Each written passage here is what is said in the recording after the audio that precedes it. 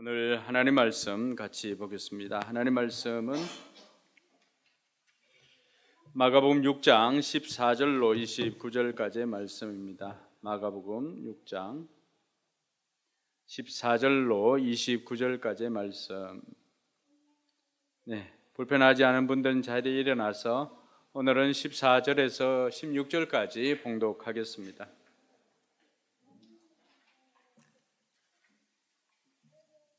같이 읽습니다. 예수의 이름이 널리 알려지니 헤롯 왕이 그 소문을 들었다.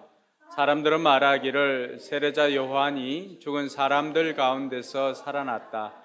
그 때문에 그가 이런 놀라운 능력을 발휘하는 것이다 하고, 또 들으는 말하기를 그는 엘리야다 하고, 또 들으는 옛 예언자들 가운데 한 사람과 같은 예언자다 하였다. 그런데 헤롯이 이런 소문을 듣고서 말하기를 내가 목을 벤 그 요한이 살아났구나 하였다.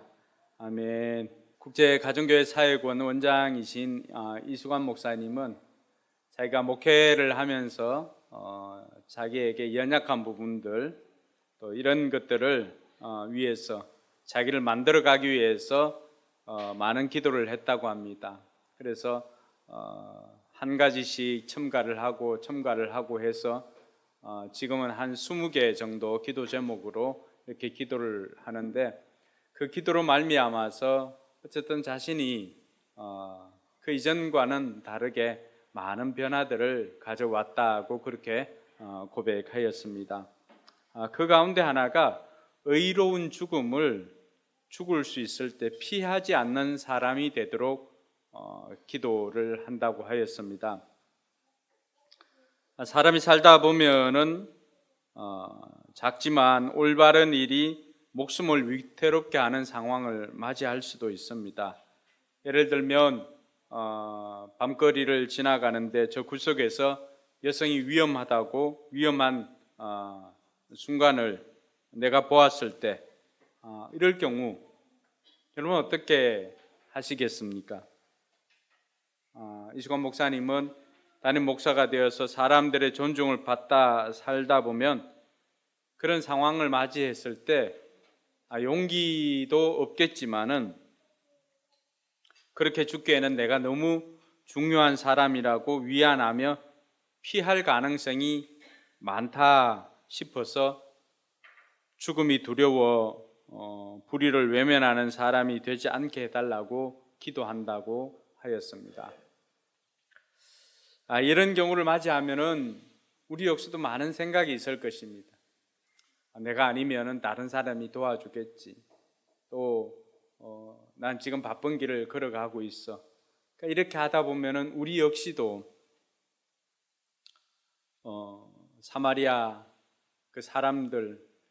사람의 이야기처럼 제사장도 레위인도 지나가고 결국에는 그 강도 맞는 사람의 이웃이 되어주는 것은 그 사람들이 개처럼 취급을 했던 사마리아 사람이 오히려 그들의 이웃이 되어주는 경우를 맞이하게 될 것입니다.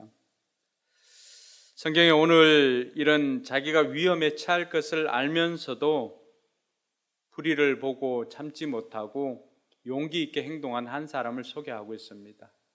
그 사람이 비록 조금 전에 죽었지만은 세례 요한입니다. 세례 요한은 진리와 정의가 침묵하는 시대에 침묵하지 않았던 사람이었습니다. 그는 광야에서도 외쳤고요, 왕 앞에서도 외쳤고 심지어 죽음 앞에서도 외쳤던 사람입니다. 그는 어떤 상황에서 이런 용기 있는 행동을 하였고 왜 이런 용기 있는 행동을 하였는지 오늘 저와 여러분들이 함께 살펴보면서 이 시대에도 저와 여러분들이 용기 있는 삶을 살아가기를 주님의 이름으로 축원합니다. 예수님의 소문이 점점 퍼지기 시작했습니다. 예수님께서 수많은 병자들을 고쳤다는 것, 귀신을 쫓아냈다는 이 소문이 들려지기도 하고요. 또 심지어 제자들도 예수님과 똑같이 그런 가르침을 가르치고 또 많은 사람들을 고쳐주었다는 이런 이야기를 들었습니다. 근데 이런 소문을 들었을 때 불편해하는 사람이 한 사람 있었습니다. 그 사람이 누군가 하니까 바로 오늘 소개하고 있는 헤롯입니다. 헤롯. 오늘 14절에서 16절에 보면은 이런 예수님의 소문을 듣고 어떤 사람은 세례 요한이다, 어떤 사람은 엘리야다, 어떤 사람은 옛 선지자다 이렇게 하였는데, 헤롯은 이 소문을 듣고서 무슨 말을 하였냐 하면 내가 목을 벤 그 요한이 살아났구나라고 그렇게 말하였던 것입니다. 예수님께서 하시는 행동이나 선포하시는 말씀을 보니까 자기가 죽였던 세례 요한이 평소에 외쳤던 회개하라 천국이 가까이 왔다라고 하는 그 메시지가 예수님에게서 동일하게 선포되어지니까 헤롯 생각에는 이분이 자기가 죽였던 세례 요한이 다시 살아난 것이 아닌가라고 생각이 들었던 것입니다.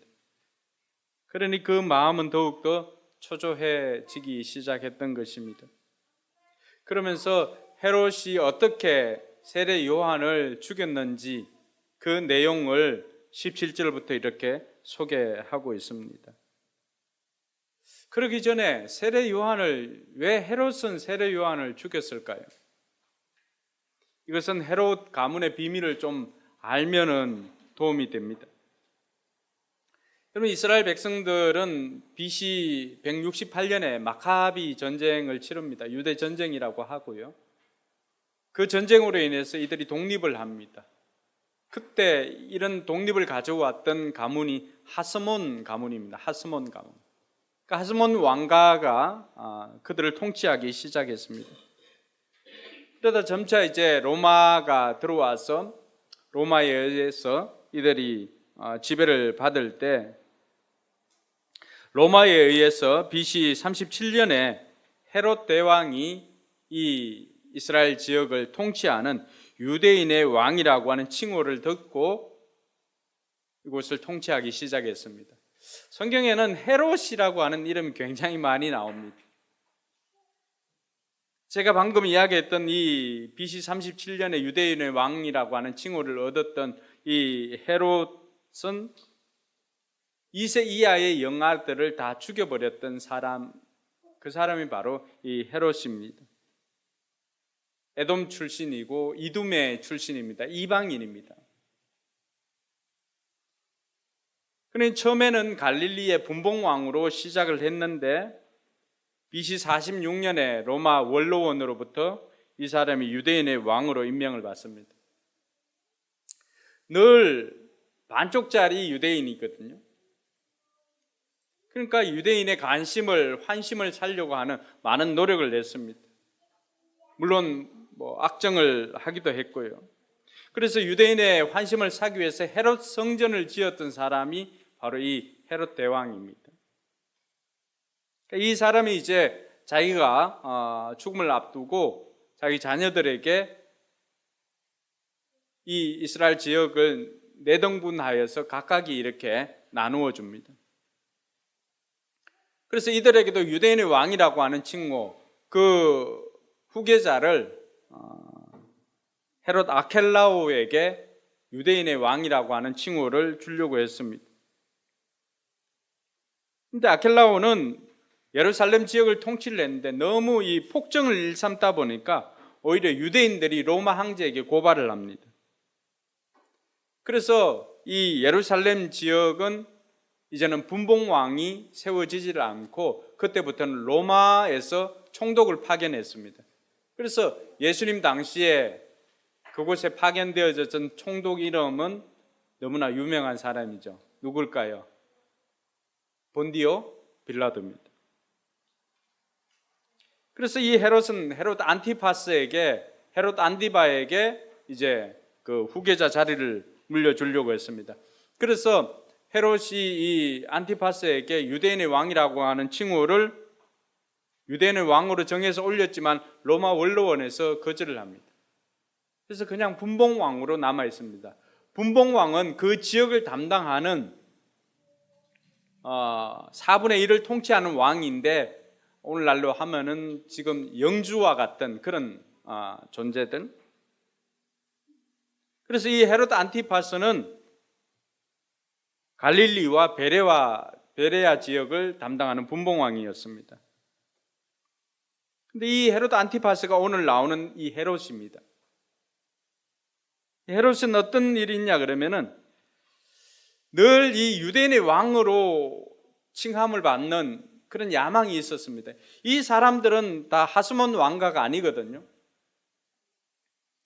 그러나 하스몬 왕가 사람과 결합을 하고 하면은 어쨌든 유대인들의 마음을 살려고 하는 그런 것이 있었기 때문에 이 헤롯 대왕의 아들들 중에서도 시기와 질투나 이런 것들이 굉장히 심했습니다. 그러니까 헤롯 안티파스 밑에 동생이 헤롯 보에투스인데 여기에는 헤롯 빌립으로 나오고 있습니다. 그래서 헤롯 빌립 1세라고 하고 나중에 그 분봉왕 빌립은 헤롯 빌립 2세라고 이야기를 합니다. 여기 나오는 헤롯 빌립 2세는 분봉왕 빌립입니다. 여기 아켈라오가 있고 아켈라오가 너무 독하게 하니까 어떻게 했다고요?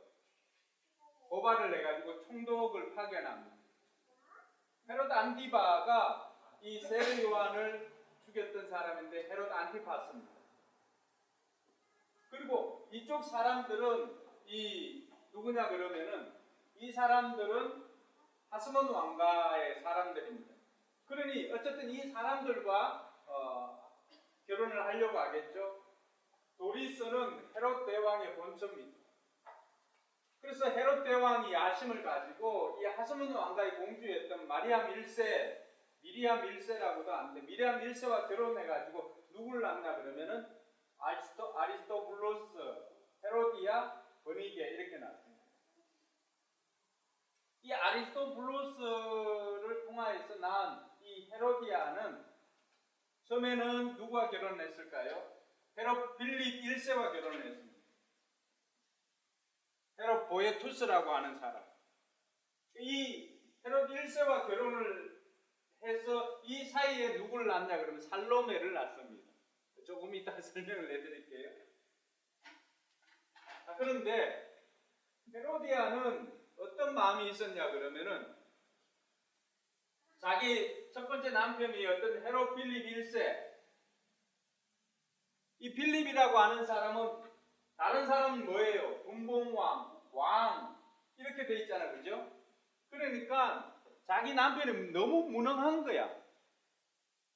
분봉왕 권력이나 이런 것에서도 밀려나고 하니까 헤로디아가 보니까 남편이 너무 무능하게 보이는 거예요. 한편 헤롯 안티바는 유대인의 왕이라고 하는 칭호를 들어야 됨에도 불구하고 로마에서 인정을 해주지 않으니까 늘 야심에는 유대인의 왕이라고 하는 그 칭호를 듣고자 애를 썼습니다. 그래서 생각난 것이 뭘까요? 그러면은 이 하스몬 왕과 출신의 공주와 결혼해야 되겠다 생각을 한 거예요. 그래서 이 두 사람이 눈이 맞습니다. 뭘로? 권력으로 눈이 맞아서 불륜에 처하게 되는 것입니다. 그러니까 헤롯 집안은 거의 콩가루 집안과 같습니다. 다들 권력에 눈이 멀어가지고 했던 사람들입니다. 그래서 이 헤로디아도 그렇고 헤롯 안티바도 다 결혼했던 사람이잖아요. 서로 이혼하기로 하고 두 사람이 결혼을 하려고 하였습니다. 그래서 이 헤롯 안티바와 헤로디아가 음란해서 그런 것이 아니라 그 권력에 눈이 멀어가지고 두 사람이 재혼을 하려고 결혼을 하려고 했던 것입니다. 그것을 누가? 세례 요한이 지적을 한 것입니다. 자, 17절에 보면은 헤롯은 요한을 잡아오게 하여서 옥에 가둔 일이 있었다. 헤롯이 자기와 형제 간에 빌립의 아내 헤로디아 때문에 그렇게 했던 것이다. 헤롯이 그 여자를 아내로 맞았으므로 요한이 헤롯에게 형제의 아내를 차지하는 것이 옳지 않다고 말해왔기 때문이다. 이제 그 내용을 알겠어요? 자기 권력을 위해서 동생의 아내를 제수씨를 자기 와이프로 드린 것입니다. 그러니 그 어느 누구도 분봉왕 헤롯 안티파스에게 이야기를 하지 못했지만은 세례 요한이 보니까 이건 너무나 불합리한 거예요. 그래서 그것을 지적을 한 것입니다. 그러니까 헤롯 안티파스는 그래도 세례 요한이 늘 하였던 이야기가 좀 마음은 아프지만은 늘 바른 말을 하고 의로운 사람이라고 하는 것을 인정했기 때문에 헤롯 안티파스는 이 세례 요한을 죽일 마음은 없었습니다. 왜냐하면은 그 사람이 늘 이야기하는 것을 늘 귀담아 들었거든요, 실은. 근데 누가 19절에 보니까 여러분 19절 한번 보십시오. 그래서 헤로디아는 요한에게 원한을 품고 요한을 죽이고자 하였으나 뜻을 이루지 못하였다. 왜 뜻을 이루지 못하였는지 이제 20절 설명합니다. 같이 읽습니다. 그것은 헤롯이 요한을 의롭고 성스러운 사람으로 알고 그를 두려워하며 보호해 주었고 또 그의 말을 들으면 몹시 괴로워하면서도 오히려 달게 들었기 때문이다. 네. 이 헤롯 안티파스는 세례 요한이 하는 이야기가 속은 썰이지만은 그러나 분명 옳은 말이라고 하는 것을 본인도 알고 있었기 때문에 받아들이려고 했습니다. 그런데 헤로디아는 어때요? 늘 세례 요한만 보면은 눈의 가시로 생각했죠. 어떻게 하든지 죽여버리려고 이렇게 생각했는데 헤롯이 있으니까 죽이지를 못했던 것입니다. 그런데 어느 날 드디어 기회가 왔습니다. 헤롯이 자기 생일날이 되어가지고 주변에 있는 고관들을 다 초청을 합니다. 초청을 하고는 파티를 벌였어요. 근데 그 파티에 이 헤로디아의 딸인 살로메가 춤을 춥니다. 살로메가 춤을 추는데 여기서 춤이라고 하니까 그냥 뭐 요즘 춤 같지만 그렇지 않습니다. 이때 살로메의 나이가 10대 소녀였거든요. 근데 여기서 말하고 있는 춤은 여러분 아라비안 나이트나 이렇게 보면은 그 췄던 춤들 그 애들 영화니까 좀 덜한 것 같지만 굉장히 관능적인 거의 뭐 스트립쇼와 같은 그런 춤이었습니다. 사람들을 자극하는 그런 춤이었습니다. 성적으로. 그 사람들이 좋아하니까 헤롯이 이제 그 이야기를 합니다. 네 소원을 말해보아라. 내가 들어줄게. 살로메의 춤으로 인해서 그 파티장에 모여 있었던 사람들이 다 즐거워하니까 헤롯이 흥분을 해가지고 그럼 네 소원을 얘기해봐라. 내가 다 들어줄게. 나라의 절반이라도 달라면 주겠다라고 했습니다. 여러분이 살로메 같으면 무엇을 구하겠습니까? 이 살로메가 잠깐 밖에 나가서 엄마를 만납니다. 엄마에게 엄마, 헤롯 왕이 나에게 뭐든지 구하라고 그랬어. 구하면 다 준다고 그랬어. 내가 뭘 구할까? 이렇게 물으니까 엄마 이름이 뭐예요? 네, 헤로디아.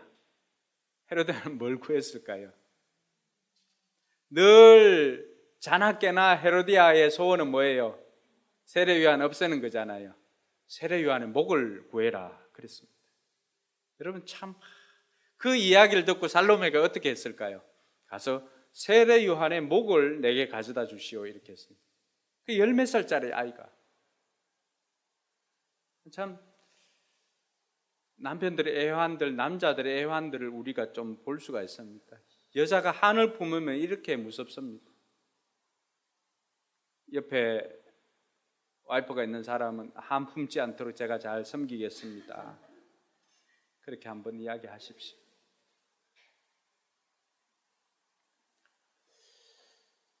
여러분 그 이야기를 듣고 이 살로메가 와서 헤롯에게 세례 요한의 목을 구한다고 했습니다. 26절에 보니까 왕은 마음이 몹시 괴로웠지만 이미 뭐예요? 맹세한 것이니까. 그래서 26절에 그런 이야기를 합니다. 왕은 마음이 몹시 괴로웠지만 맹세한 것과 거기에 함께 앉아 있는 사람들 때문에 소녀가 달라는 것을 거절할 수 없었다. 그래서 왕은 호위병을 보내어서 요한의 목을 베어 오게 하였다. 호위병은 나가서 감옥에서 요한의 목을 베어서 쟁반에 담아 소녀에게 주고 소녀는 그것을 자기 어머니에게 주었다. 여러분, 권력에 눈이 멀어서 이렇게 제수씨와 결혼한 헤롯에게 회개를 촉구했지만 헤롯은 그것이 진리인 것을 알지만 용기가 없었기 때문에 회개로까지 이어지지는 않았던 것입니다. 그래서 이 일을 통하여서 세례 요한은 감옥에서 목이 베어서 그 목이 지금 살로메에게 넘어가게 되었던 것입니다. 우리가 생각할 때는 분명히 의로운 행동을 했고 분명히 죄를 촉구하고 회개를 촉구하고 하는, 죄를 지적하여서 회개를 촉구하고 하는 이런 의로운 행동을 하였음에도 불구하고 세례 요한은 어떻게 보면 너무나 허무하게 그 감옥에서 죽음을 맞았다라고, 어떻게 보면 그의 삶은 실패한 삶이 아닐까 이렇게 생각할 수도 있습니다. 너무 허무하잖아요.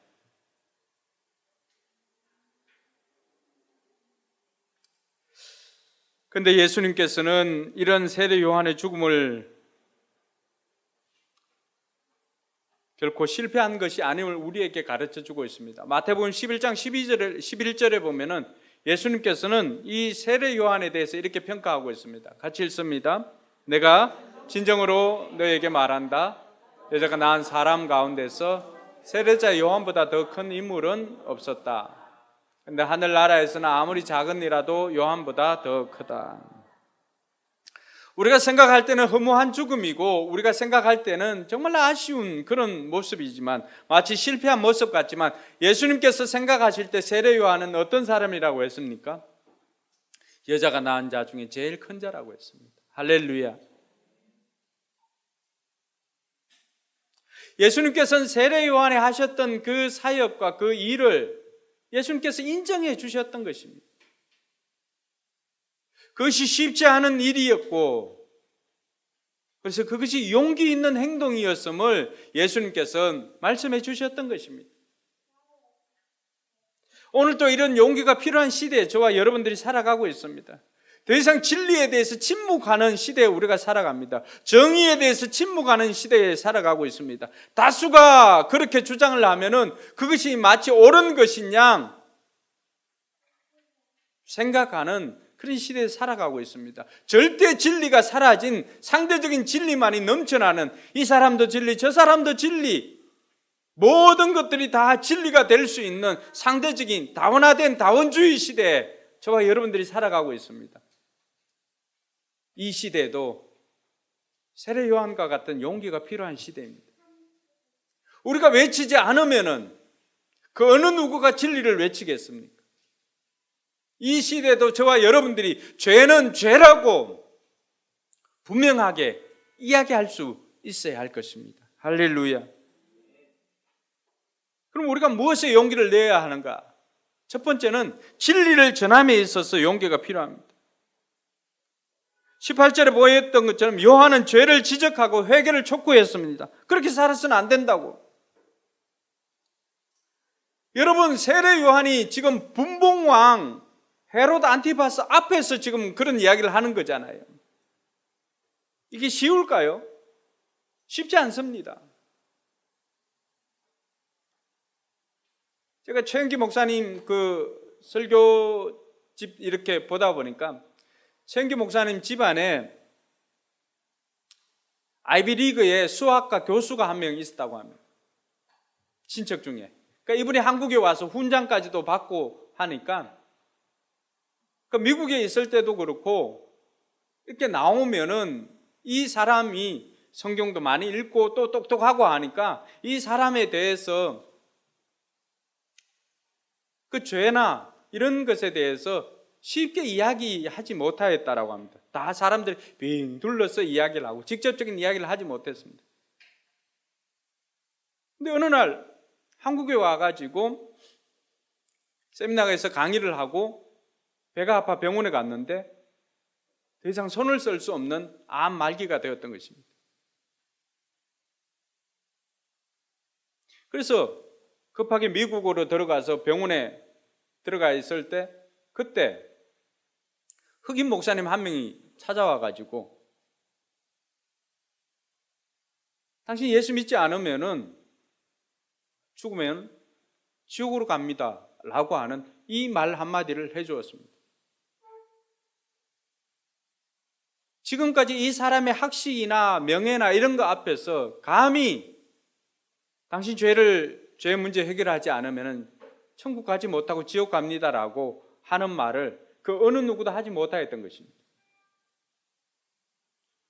그래서 그 사람이 그 이야기를 듣고는 자기 죄 문제를 해결하고 그리고는 한 달 뒤에 죽음을 맞이했습니다. 근데 그 아내 권사님의 고백은 그렇게 한 달 동안 사는 동안에 지금까지 살아온 것보다도 그것과는 비교할 수 없는 가장 행복한 한 달을 보내었노라고 고백을 하였던 것입니다. 우리는 돈이 많거나 지식이 많거나 명예가 높거나 지위가 높거나 이런 사람들 앞에서 그들의 죄를 지적하는 것이 쉽지는 않는 그런 가운데 살아가고 있습니다. 근데 오늘 세례 요한을 보면서 우리가 뭘 배워야 하겠습니까? 세례 요한은 사회적 신분이나 학식이나 이런 것 관계없이 그의 죄를 지적하고 회개를 촉구했던 것입니다. 제게도 이런 경험이 있습니다. 코로나가 한창 심할 때 이 박종선이라고 하는 성도를 소개를 받았습니다. 제가 아는 분의 그 시아버지였습니다. 이분은 젊었을 때 그 안기부죠. 우리 같은 국정원인데 안기부 직원이었습니다. 주로 미국이나 중국에서 활동을 했고 또 미국에 있을 때도 잠시 교회나 이렇게 다녔지만 그 어느 누구도 이 사람에게 당신은 죄인입니다라고 이야기를 해주지 못했던 것입니다. 그러니까 복음을 듣지 못하니까 하나님의 자녀로 살 수가 없었던 것입니다. 근데 어느 날 소개를 받고 이분을 처음 만났을 때가 이대 목동병원이었습니다. 이미 혈액 속에 암이 이렇게 퍼져 있었을 그때 만났습니다. 근데 더 이상 늦추기 어렵다 싶어서 그 코로나가 한창 심할 때 병원에도 이제 이 면회가 잘 안 될 때입니다. 그 입구에 이제 경비 아저씨가 있었는데 경비 아저씨에게 잠시 양해를 구하고 그 엘리베이터, 에스컬레이터 이렇게 내려오는데 이 밑에 그 아래에 가서 휠체어 끌고 마침 그분이 밖에 거기까지 나올 수가 있어가지고 거기까지 나와서 그 계단 밑에 엘리베이터, 에스컬레이터 그 밑에서 잠시 아무도 없고 경비 아저씨가 이제 저쪽에 지키고 있고 그곳에서 약 40-50분 동안 복음을 전했습니다. 우리가 죄의 몸으로 주님께 갈 수가 없다. 하나님의 자녀가 될 수가 없다. 하나님의 자녀가 될 수 있는 것은 예수 그리스도를 내 마음속에 영접하지 않으면은 우리는 하나님의 자녀가 될 수 없습니다. 우리가 천국 갈 수 있는 것은 하나님의 자녀가 되어서 이 죄 문제가 해결되어지고 하나님의 자녀가 되어서 천국 갈 수가 있는데 당신이 죄인인 것을 인정합니까? 젊을 때 그렇게 나라를 위해서 충성하고 했던 그분이지만 그 말년에 그 어느 누구도 돌아보지 않았던 그 시간에 그분이 자신이 죄인인 것을 인정을 하고 예수님을 자기 죄 문제를 해결해 주신 예수님을 마음속에 영접하였습니다. 그리고 하나님의 자녀가 되었습니다. 그리고 몇 개월 뒤에 그 영접하고 하였던 그 장면도 찍어놨나요? 네, 찍어졌다고 합니다. 그리고 그 장면 후에 얼마 지나지 않아서 많이 힘들어할 때 병상에 가서 전에는 우리 교회 와서 세례를 받을까도 생각했었는데 더 이상 몸이 따라주질 않아서 병원에 가서 제가 병상에서 세례를 베풀었습니다. 그리고 한 주, 두 주인가요? 결국에는 소천을 하였습니다. 저와 여러분들이 우리가 행축을 앞두고 그 사람과 나와의 관계가 깨어질까 두려워하고 또 저 사람의 체면을 생각하고 해서 우리가 진리를 전하는데, 복음을 전하는데 용기를 내지 않는다면 그 사람은 누구를 통해서 천국 갈 수 있을까요?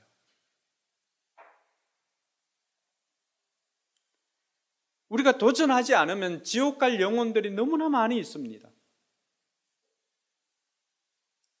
그를 향한 사랑은 그 사람의 체면을 생각해 주는 것이 아니라 당신 회개하지 않으면 큰일 난다고 말해 주는 것이 사랑인 것입니다. 할렐루야. 사랑하는 성도 여러분, 세례 요한도 용기를 내어서 하였던 것처럼, 그러나 헤롯은 정작 용기가 없어서 회개의 자리에 이르지 못하고 의인을 죽이는 그런 자리에 이르게 되었습니다. 오늘 저와 여러분들이 용기를 갖지 않고 용기를 내지 않으면 우리 또한 많은 사람들이 지옥 가는 것을 그냥 보고만 있게 될 것입니다. 그들 중에 우리 가족들이 없으란 법이 없습니다.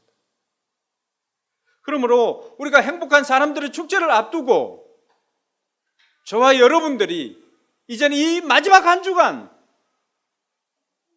더욱더 용기를 내어서 그들에게 복음을 전할 뿐만이 아니라 그 복음을 전하지 못한다고 한다면 다음 주에 제가 복음을 전해 줄 테니까 그들을 이곳으로 초청하여서 그들을 초청하는데 용기를 내는 저와 여러분들이 되길 주님의 이름으로 축원합니다. 두 번째는 미움받을 용기가 필요합니다. 어느 심리학자의 책 제목과도 같습니다. 미움받을 용기. 오늘 헤롯은 왜 세례 요한을 죽음의 자리에까지 이르게 했을까요? 그것은 용기가 없었기 때문입니다. 26절에 보니까 왕은 마음이 몹시 괴로웠지만 맹세한 것과 거기 앉아있는 사람들 때문에 이렇게 되어 있습니다. 소녀가 달라는 것을 거절할 수 없었다. 기회가 없었을까요? 네가 달라는 것을 다 준다고 약속은 했지만 불이한 것까지 준다고는 약속하지 않았노라고 말할 수 있었을 것입니다.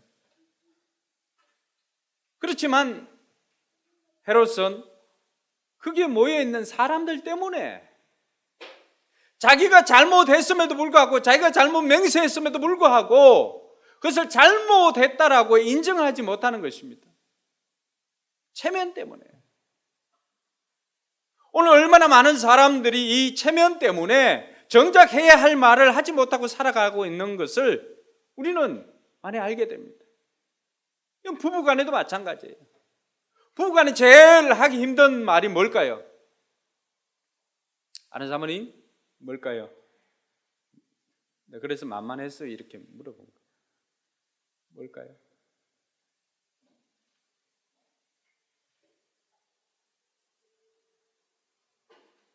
네, 거기까지. 네. 여러분, 사랑한다라고 하는 말보다 더 힘든 말이 내가 잘못을 인정하고 내가 잘못했다라고 하는 그 잘못했다라고 하는 말 하기가 어렵습니다. 애들조차도. 그래서 자기가 잘못한 것을 인정하는 것, 거기에도 용기가 필요합니다. 여러분, 회개라고 할 때 그 회개에는 먼저 자기 자신이 죄인인 것을 인정하는 것부터 시작을 하는 것입니다. 내가 죄인입니다.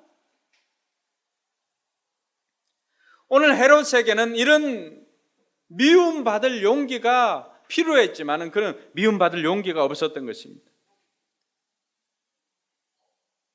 그 체면 때문에 헤롯은 뭘 놓쳤을까요? 천국을 놓쳤습니다. 우리는 잘못을 지적받으면 돌이킬 용기가 필요합니다.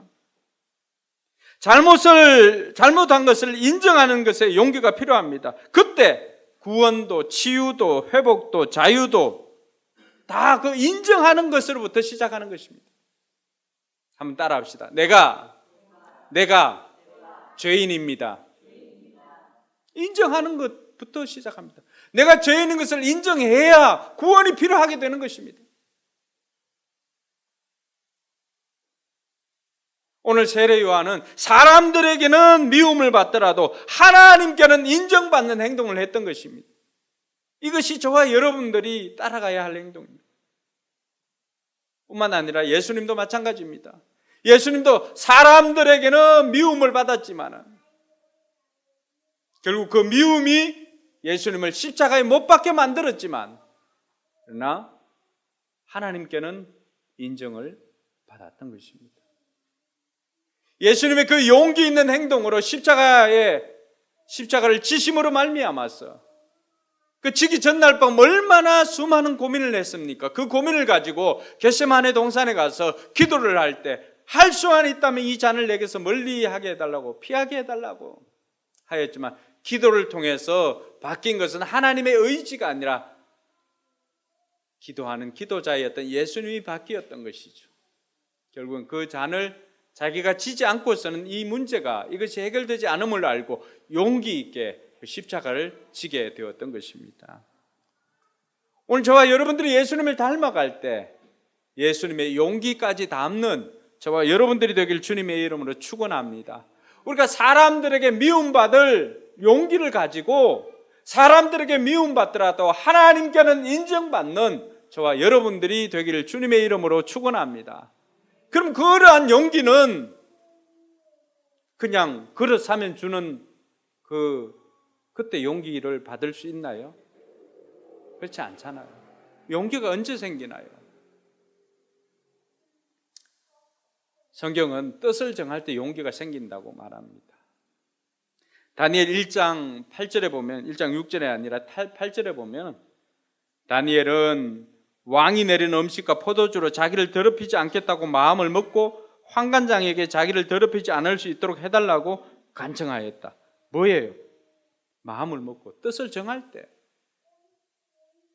여러분 마음속에 나는 이제 용기 있는 사람으로 살겠습니다. 나는 이제 사람들에게 미움을 받을지언정 하나님께는 인정받는 삶을 살겠습니다. 결단할 때 용기가 여러분들에게 생긴다는 것입니다. 할렐루야. 뿐만 아니라 사랑할 때 용기가 생깁니다. 요한일서 4장 18절에 보면은 이런 말씀이 있습니다. 사랑에는 두려움이 없습니다. 완전한 사랑은 두려움을 내쫓습니다. 두려움은 징벌과 관련이 있습니다. 두려워하는 사람은 아직 사랑을 완성하지 못한 사람입니다. 여러분 사랑하게 되면은 용기가 생깁니다. 사랑하니까 심지어는 어디까지 합니까? 하늘의 별과 달도 따달라고 하니까 사다리 놓는 이런 무모한 행동을 합니다. 왜요? 사랑하니까. 그렇게 두려워해도 사랑하는 사람을 위해서는 무엇이든지 다 할 수가 있습니다.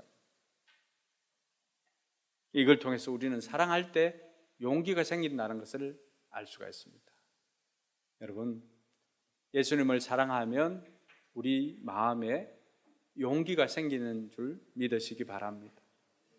예수님을 사랑하면 우리는 예수님을 위해서 무엇이든지 다 할 수 있는 그런 마음이 생기는 것입니다.